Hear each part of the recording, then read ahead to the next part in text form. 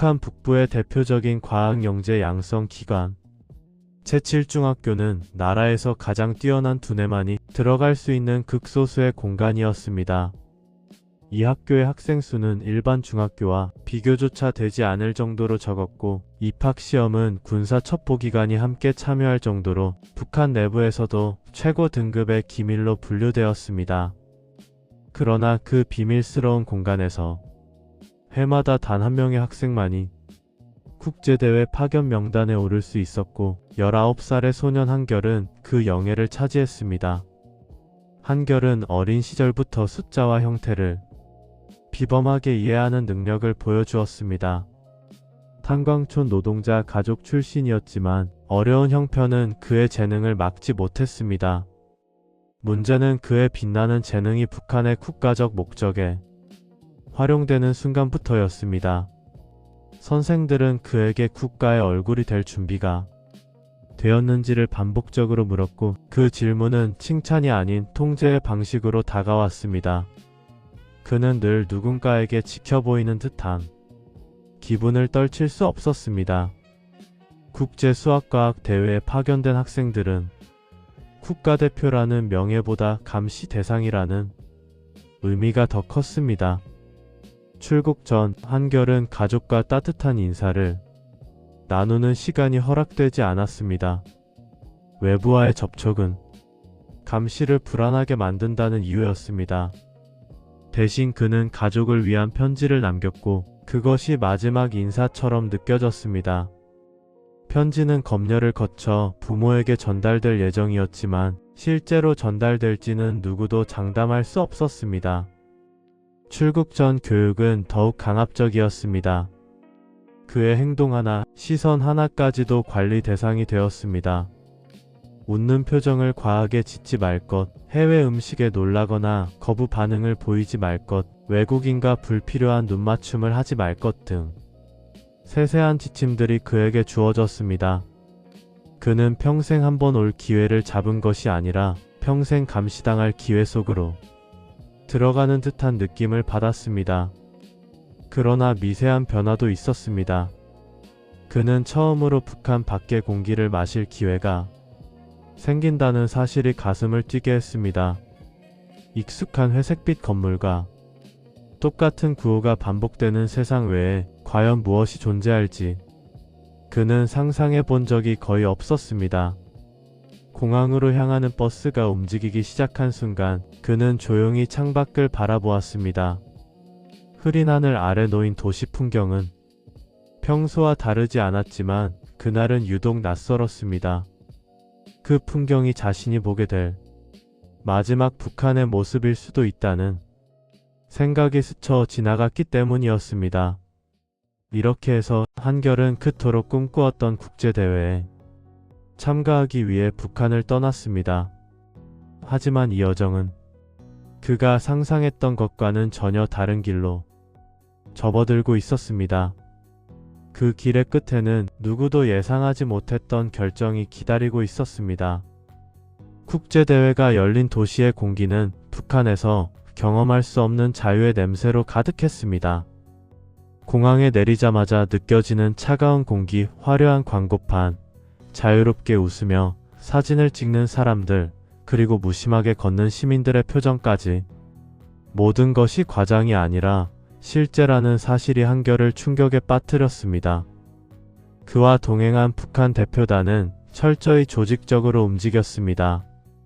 아이들의 동선은 정해져 있었고 엘리트 요원 2명이 아이들의 뒤를 따라다녔습니다. 그들은 지도원이라는 명칭을 사용했지만 누구도 그들을 선생님이라고 부르지 않았습니다.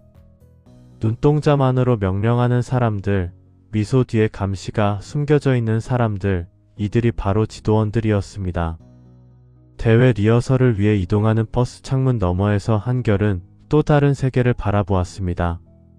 자신과 비슷한 또래 청소년들은 자유롭게 손을 흔들며 거리를 활보하고 있었습니다. 모두가 자신만의 옷을 입고 자신만의 표정을 가지고 살아가는 듯한 모습이었습니다. 그 순간 한결은 처음으로 자신의 세계가 얼마나 좁았는지 실감했습니다. 대회 전날 그는 호텔 방에서 잠을 이루지 못했습니다. 방 안의 모든 것이 새로웠습니다. 포근한 침대, 조용히 돌아가는 난방기, 창문 밖 도시의 불빛, 자유롭게 접근할 수 있는 텔레비전.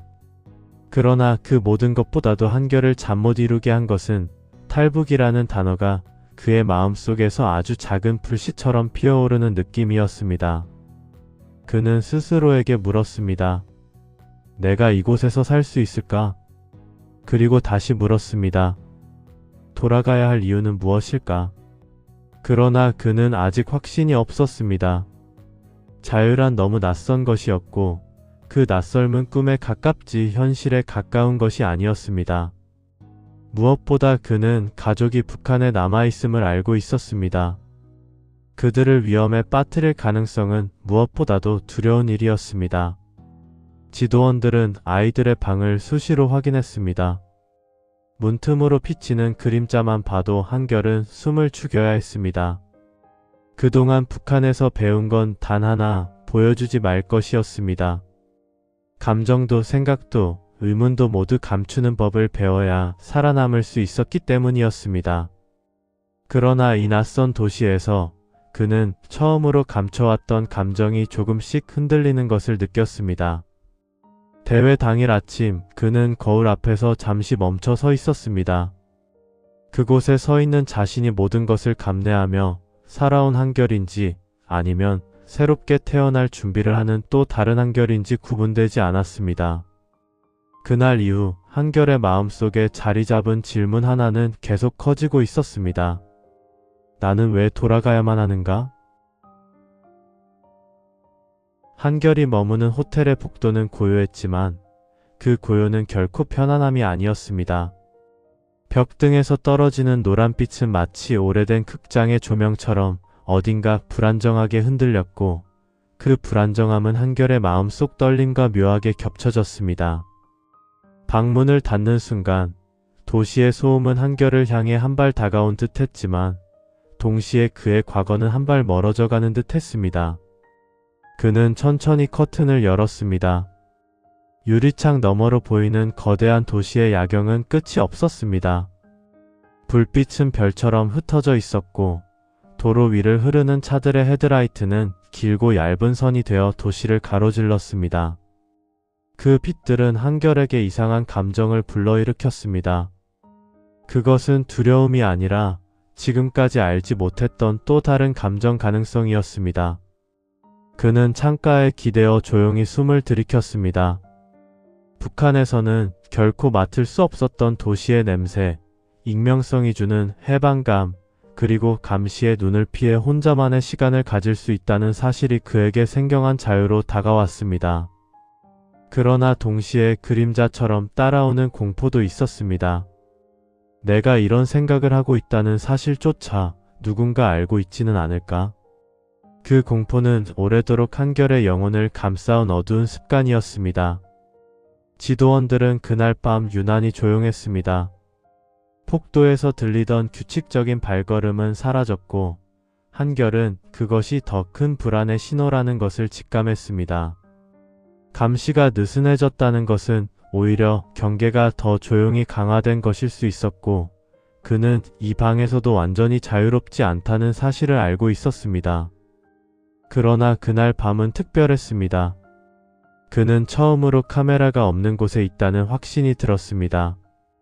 틈새마다 조심스럽게 살펴보았지만 호텔의 방에는 북한식 감시 장비의 흔적이 없었습니다.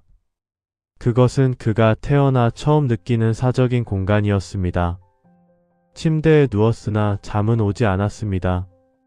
그의 마음속에서는 두 개의 서로 다른 장면이 교차하고 있었습니다. 하나는 북한의 어두운 새벽, 정전으로 꺼지고 켜지던 희미한 전등 아래에서 숙제를 하던 어린 시절의 자신이었습니다. 또 하나는 지금 이 순간 빛으로 채워진 도시의 창가에 홀로 서 있는 19살의 자신이었습니다. 두 장면 사이에는 거대한 틈이 있었고 그 틈은 그가 도망칠 수 있는 유일한 문처럼 느껴졌습니다. 새벽 2시 무렵 그는 갑자기 가슴이 세차게 뛰는 것을 느꼈습니다. 방문 아래로 스며드는 조용한 그림자 때문이 아니었습니다. 도시에서 들려오는 멀리 떨어진 사이렌 소리도 아니었습니다. 그것은 그의 마음속 깊은 곳에서 일어난 변화 때문이었습니다. 그는 처음으로 스스로에게 질문했습니다. 만약 지금 이 거대한 도시 속으로 걸어 나간다면 나는 어디까지 갈 수 있을까? 그 질문은 그를 두렵게 하지 않았습니다. 오히려 오랫동안 봉인되어 있던 또 하나의 질문을 깨뜨렸습니다. 나는 북한의 천재로 남아야 하는가? 아니면 내 이름으로 살아가야 하는가? 창밖의 빛들은 그 질문에 침묵으로 답하고 있었지만 그 침묵은 오히려 단호해 보였습니다. 자유란 그렇게 말없이 존재했고 말이 없기에 더 강렬했습니다. 한결은 새벽의 공기를 맞으며 창문을 다시 닫았습니다. 문을 닫는 순간 그는 알 수 없는 예감을 느꼈습니다.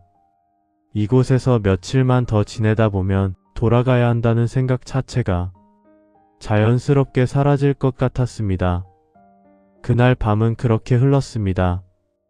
아무 일도 일어나지 않았지만 한결의 내면에서는 이미 되돌릴 수 없는 변화가 시작되고 있었습니다.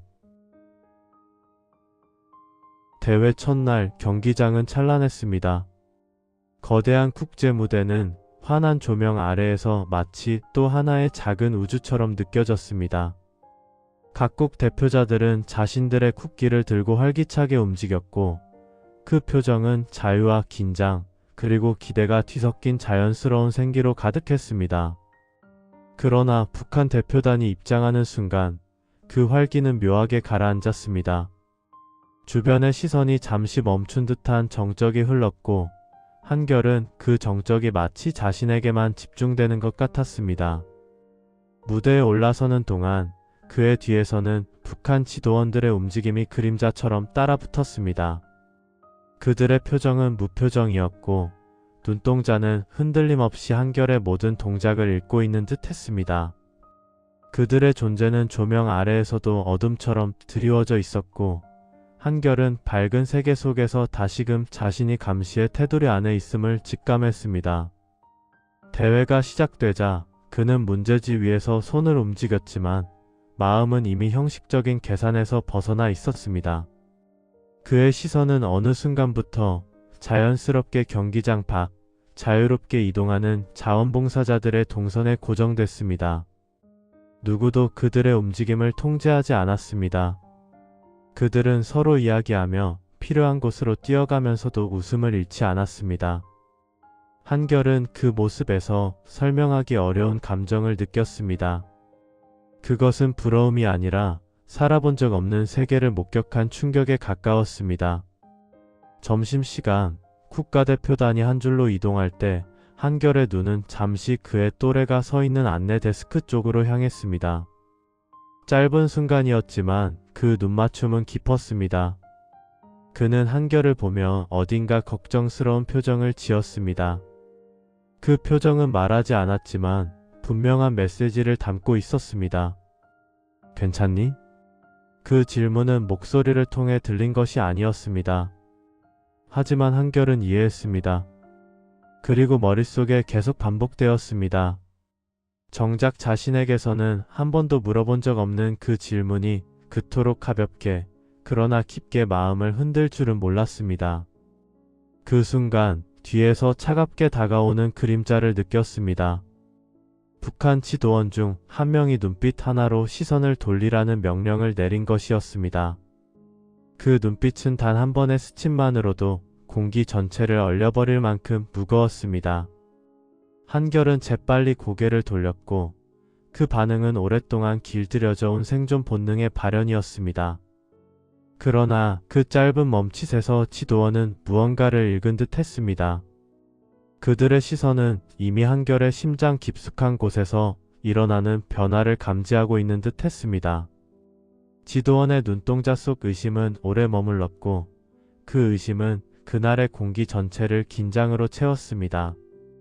호텔로 돌아오는 버스 안에서 그는 창문에 비친 자신의 얼굴을 바라보았습니다. 그 눈빛 속에는 두려움이 아니라 결정을 향해 조금씩 움직이고 있는 흔적이 담겨 있었습니다. 지도원들은 조용히 앉아 있었지만 그들이 한결을 유심히 보는 시선은 숨길 수 없었습니다. 그 묵직한 감시는 경고였습니다. 너의 마음이 흔들리는 것을 우리는 알고 있다. 그러나 그 경고는 역설적으로 한결의 내면에 반대의 감정을 자라게 했습니다. 감시가 강해질수록 그는 자신이 어떤 문을 향해 나아가고 있다는 사실을 더 분명히 깨달았습니다. 그날 밤 호텔로 돌아온 후 지도원들은 방을 다시 확인했습니다. 문틈으로 스며드는 그들의 그림자는 길고 어두웠습니다. 방 안 공기는 더 무거워졌고 한결의 심장은 조용한 폭풍처럼 뛰었습니다. 그러나 문이 닫히는 순간 그 폭풍은 오히려 고요해졌습니다. 그는 직감했습니다. 감시가 강화될수록 내가 할 수 있는 선택의 시간은 더 짧아질 것이다. 그리고 그 짧아진 시간이 그의 삶 전체를 바꿀 수 있는 순간이 될지도 모른다는 사실을 처음으로 또렷하게 인식했습니다. 대회 이튿날 점심시간, 한결은 잠시 대기구역 밖으로 나와 선수들이 음료를 받아가는 작은 스태프 데스크 앞에 서 있었습니다. 사람들이 오가긴 했지만 모두 바쁘게 움직였고 그 틈 사이에 잠깐의 고요가 생겼습니다. 그 공간은 감시가 완전히 비켜난 곳은 아니었지만 지도원들이 시야를 완전히 확보하기 어려운 사각지대 같은 장소였습니다.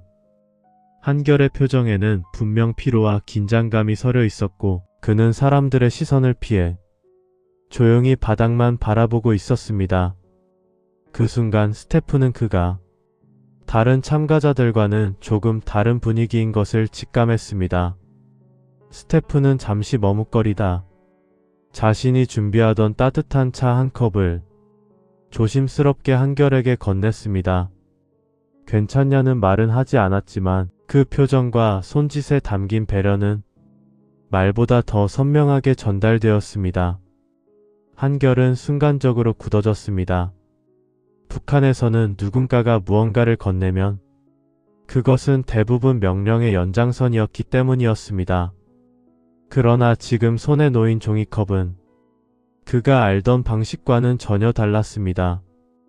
컵 벽을 통해 느껴지는 따뜻함은 감시도 아니었고 절차도 아니었고 지시도 아니었습니다. 그저 순수한 사람의 온기였습니다.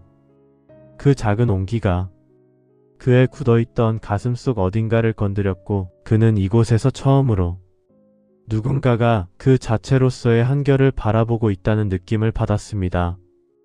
그 순간 한결은 자신이 돌아갈 수 없는 방향으로 조금 더 밀려나는 것 같은 묘한 떨림을 느꼈습니다. 그 떨림은 두려움이 아니라 처음으로 느껴본 다른 가능성의 흔적이었습니다. 대회가 끝난 후 대표단은 버스로 호텔로 복귀했습니다.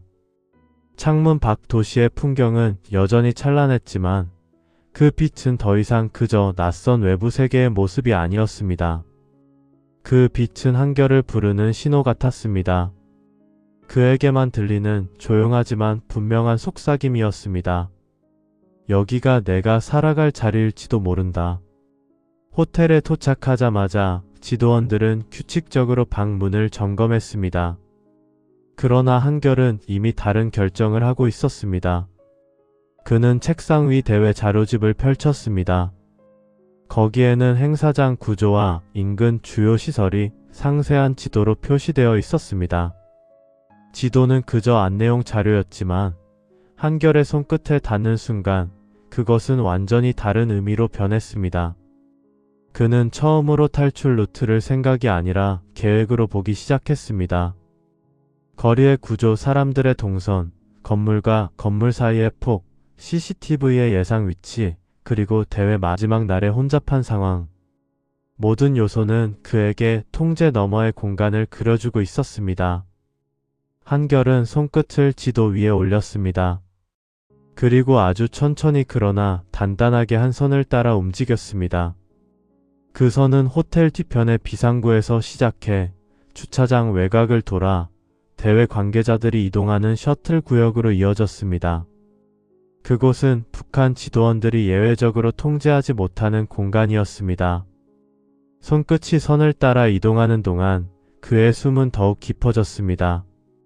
그리고 마지막 지점에 도달했을 때 그는 자신이 지금 그 무엇보다도 위험한 생각을 하고 있다는 것을 깨달았습니다. 그러나 이상하게도 그 위험은 무섭지 않았습니다. 오히려 처음으로 자신이 살아있는 존재임을 느끼게 해주는 감각이었습니다. 그날 저녁 호텔 창밖에서는 눈이 내리기 시작했습니다. 도시의 불빛을 따라 천천히 내려앉는 눈송이들은 마치 무언가를 암시하듯 조용히 떨어지고 있었습니다. 그 순간 한결은 확신했습니다. 돌아가면 다시는 나로 살 수 없다. 그리고 그 확신은 그가 세운 계획을 현실로 끌어올릴 준비 단계로 서서히 변하고 있었습니다. 호텔 창밖으로 떨어지는 눈송이들은 도시 전체를 느리게 감싸고 있었고 그 느림은 마치 세상이 그의 결심을 기다려주는 듯한 착각을 불러일으켰습니다. 그러나 마음속은 정반대였습니다. 한결의 심장은 빠른 속도로 뛰고 있었고 그 뛰는 소리는 방 안의 고요 속에서 더욱 선명하게 들렸습니다. 지도원들은 평소보다 일찍 숙소 점검을 마치고 복도로 사라졌습니다. 그들의 발걸음은 일정한 리듬을 갖고 있었으나 오늘은 어딘가 불안하게 느껴졌습니다.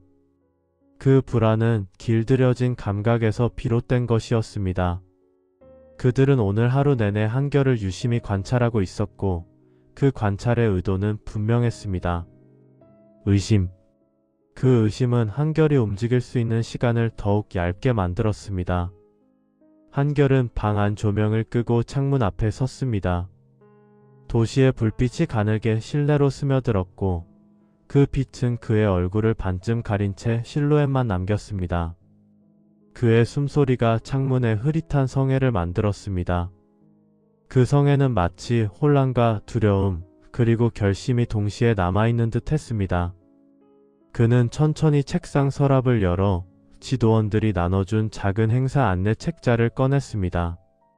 그 책자 속에서 그는 미리 그어두었던 탈출 루트를 다시 확인했습니다. 비상구 후문, 주차장 외곽, 그리고 사람들이 드나드는 셔틀구역.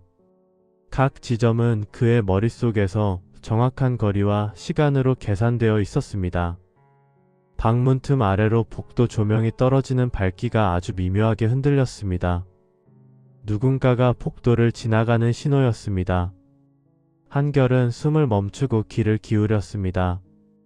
규칙적이고 무겁지 않은 그러나 어딘가 의도를 담은 발걸음 소리였습니다.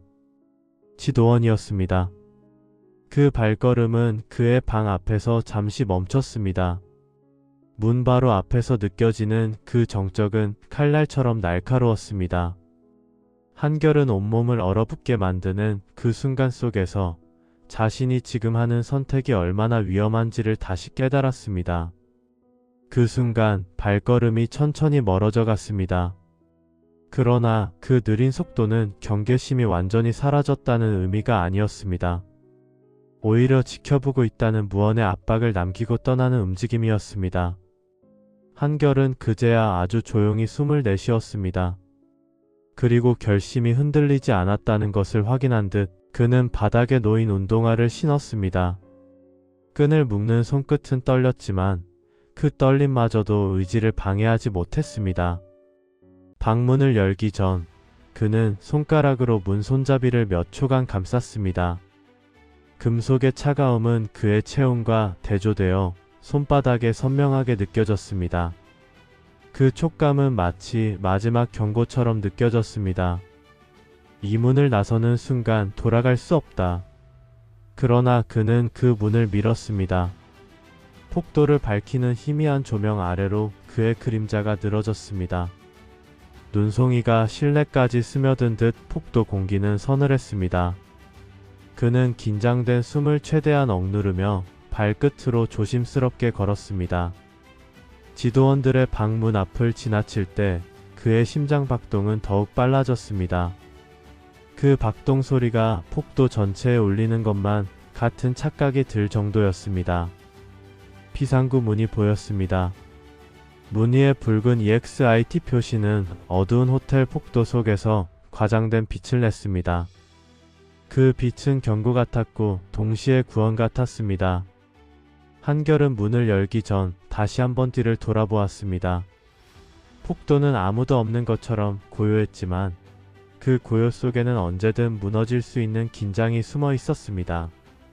그는 비상구 문을 밀었습니다. 금속이 긁히는 둔한 소리가 터져나왔고 그 소리는 호텔 건물 전체를 울리는 것처럼 느껴졌습니다. 그는 즉시 숨을 들이켰습니다. 그러나 다행히 아무도 나타나지 않았습니다. 비상구 계단의 공기는 더 차갑고 건조했습니다. 아래로 내려가는 계단은 어둠 속으로 천천히 사라지고 있었고 위쪽에서 떨어지는 작은 먼지조차 그의 발걸음을 방해하는 듯 했습니다. 한결은 뛰지 않았습니다. 뛰면 소리가 커지고 소리는 추격을 부르기 때문이었습니다. 대신 그는 아주 빠른 걸음으로 계단을 조용히 내려갔습니다. 계단마다 그의 그림자가 흔들렸고 그 그림자는 마치 그를 따라오려는 또 다른 자아처럼 보였습니다. 1층에 도착했을 때 그는 숨을 잠시 멈추고 문틈 사이를 살폈습니다. 주차장 외곽으로 이어지는 문은 어둠에 잠겨 있었지만 쏟아지는 눈빛 아래에서 희미하게 반짝였습니다. 그리고 그는 마침내 첫 발을 내딛었습니다. 차가운 외부 공기가 그의 폐를 강하게 파고들었습니다. 자유의 냄새는 이토록 차가웠고 이토록 선명했습니다. 그 순간 도시는 그의 숨소리까지 삼켜버렸습니다. 그리고 그 삼킴 속에서 그는 사라질 준비를 끝마치고 있었습니다. 바람은 서늘하게 불어왔지만 한결에게 그 겨울바람은 처음으로 살아있다는 감각을 선물해주는 공기처럼 느껴졌습니다. 그는 몸을 낮춘 채 주차된 차량 사이를 조심스레 가로질렀습니다.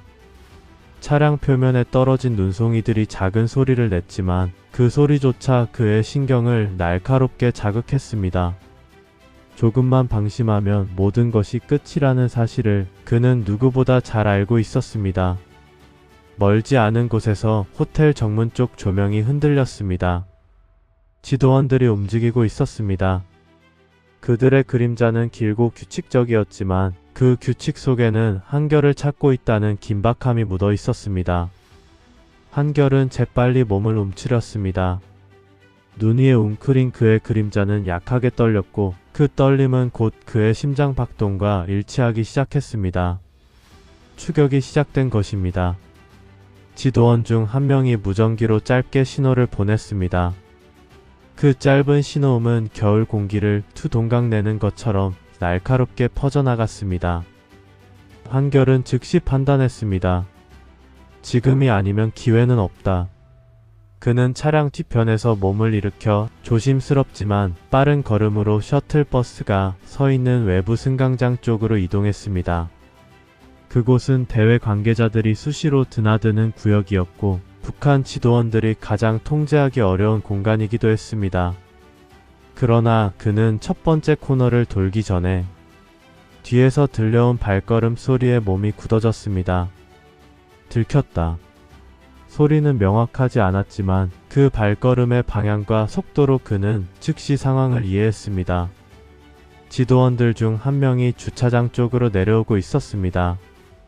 그들은 그의 방을 확인하는 과정에서 작은 이상을 느꼈을 것이고 그 이상이 지금 이 추격으로 이어진 것입니다. 한결은 몸을 낮추고 눈발 속에서 짧은 숨을 내뱉었습니다. 심장이 귓가에서 울리는 듯 했습니다. 도시는 기계음, 자동차 엔진, 사람들의 말소리 등 다양한 소리로 가득했지만 그 모든 것보다 자신 내부의 공포가 더 큰 소리를 냈습니다.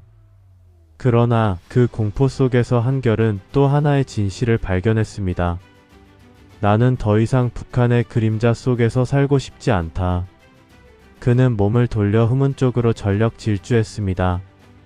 눈 위를 밟을 때마다 미세한 소리가 났지만 그 소리는 바람에 빠르게 흩어졌습니다. 추격자의 발걸음이 그 뒤를 따라왔습니다. 점점 가까워지고 있었습니다. 한결은 구역 외곽에 설치된 얇은 철제 난간을 넘었습니다. 난간은 금속성에 찢기는 소리를 냈지만 그는 멈추지 않았습니다. 허리를 숙이고 몸을 옆으로 틀고 좁은 공간 사이로 몸을 밀어 넣었습니다. 도시는 그를 숨겨주지 않았습니다. 숨을 곳은 많지 않았고 불빛들은 가차없이 그를 비추고 있었습니다. 그러나 도시도 그를 버리지 않았습니다. 사람, 건물, 구조물, 소음. 그 모든 것이 한결의 도주를 돕기 위한 예측 불가능한 배경이 되어 있었습니다. 마침내 그는 경기장 셔틀버스들이 줄지어 서 있는 입구 쪽에 도착했습니다. 사람들이 우산을 들고 이동하고 있었고 번잡한 움직임 속에서 그는 잠시 숨을 돌릴 수 있었습니다. 그러나 추격자도 가까워지고 있었습니다. 지도원의 그림자가 조명 아래 길게 드러났습니다. 한결은 그 그림자를 바라보는 순간 자신에게 주어진 시간이 단 몇 초밖에 남지 않았음을 깨달았습니다. 눈발은 거세졌고 세상 전체가 희미하게 흔들리는 듯 했습니다. 그 흐림 속에서 그는 하나의 선택을 했습니다. 그는 셔틀버스 한 대의 뒤편 문으로 몸을 날려 넣었습니다. 문이 닫히는 순간 한결의 숨은 크게 터져 나왔습니다. 버스 안의 공기는 복잡했고 따뜻했고 그 온기 속에서 그는 처음으로 살아남았다는 실감이 들었습니다. 밖에서는 지도원의 발걸음이 버스 주변을 빠르게 맴돌았습니다. 그러나 버스는 곧 출발했습니다. 엔진의 묵직한 떨림이 땅을 울렸습니다. 버스가 움직이기 시작하자 한결은 의자 아래 몸을 최대한 숨기며 조용히 눈을 감았습니다. 눈물인지 눈녹은 물인지 모를 따뜻한 액체가 볼을 타고 흘렀습니다. 그 순간 그는 이해했습니다. 돌아갈 수 없는 지점을 이미 넘었다는 사실을. 셔틀버스는 밤의 도시를 천천히 가르고 지나갔습니다. 버스 안 공기는 따뜻했지만 한결의 몸에는 여전히 눈발의 차가움이 남아 있었습니다. 그는 좌석 아래 몸을 웅크린 채 숨을 최대한 억누르고 있었고 버스 바닥을 타고 전해지는 엔진의 진동만이 그의 현실을 붙잡아 주었습니다. 도시는 여전히 화려했습니다. 네온사인은 천천히 지나갔고 가로등의 빛은 창문 안으로 길게 찢어진 선처럼 들어왔습니다. 그 빛은 한결의 얼굴을 잠시 비추었다가 사라졌고 그 사라짐 속에서 그는 자유의 의미를 조금씩 실감하기 시작했습니다. 버스가 대외운영본부 건물 앞에 도착했을 때 사람들은 우산을 들고 바쁘게 움직였습니다.